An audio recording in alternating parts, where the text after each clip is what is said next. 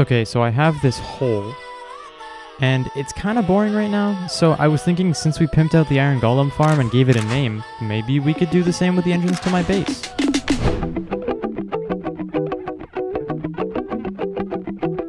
Before we get to building, I have to pick a design for the farm that I plan to put in my wall. Awesome. Now I have to measure the area and calculate what I'll actually need to build this thing without any complications. So the dimensions of the size I want to put the farm in are 85 by 7, but I have to figure out how tall the design is that I want to fit in. So I'll take 85 and divide it by 3 to get 28.3 constant. We take out the constant and say 28 units in this wall. If I calculate it up to the top, it's 28 times 7, which is 196, meaning that's the amount of iron and quartz required to make the resources themselves, alongside 588 redstone, not including the dust I'll need behind the observers, which is another 196. So class, how many resources will I need to create this build? Well, Mr. E, doesn't the grass block for the sugarcane take up space too? Oh, okay, I guess I can't measure twice here. I'll just make more than I actually need. Expect the worst, hope for the best.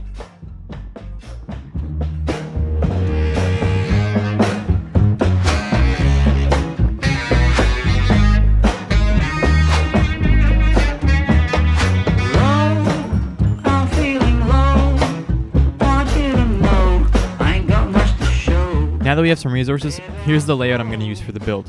Sand here because it looks better than dirt and I don't have silk touch yet, then wood for style, the piston, the observer, and then another filler block. I have the design mapped out in my head for the most part, so you'll have to trust me. But don't worry, I'll explain most of it while we dig. Okay, so for this to work, a couple of things need to happen. Number one, I need to get rid of the minecart trail for the building process. There we go, some actual space.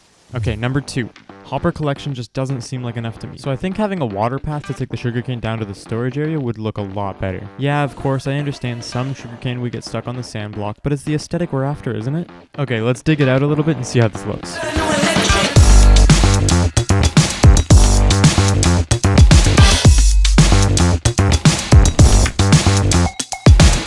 Mining definitely took a lot longer than expected, and to top that all off, I ran into the redstone trail I made for the minecart calling system, which wasn't good, to say the least. So I did what any other electrician would do, and I cut around it.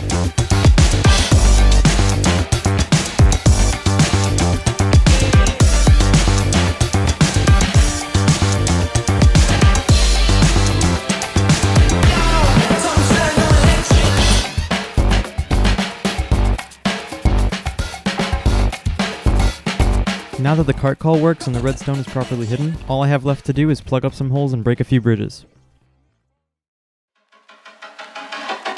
I think the easiest way of building this is literally from the ground up. So I'll start with the first layer and see if I can rule out any inconsistencies for when construction becomes more and more irreversible.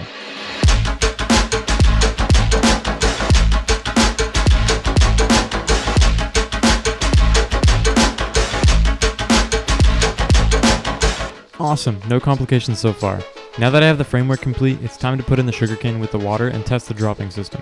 Oh, and the many blocks of glass I have to place.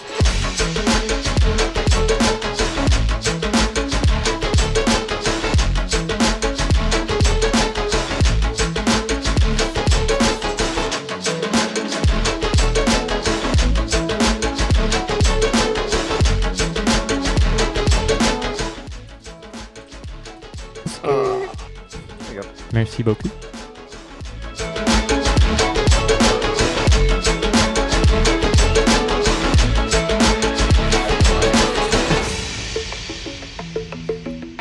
It works! Let's go!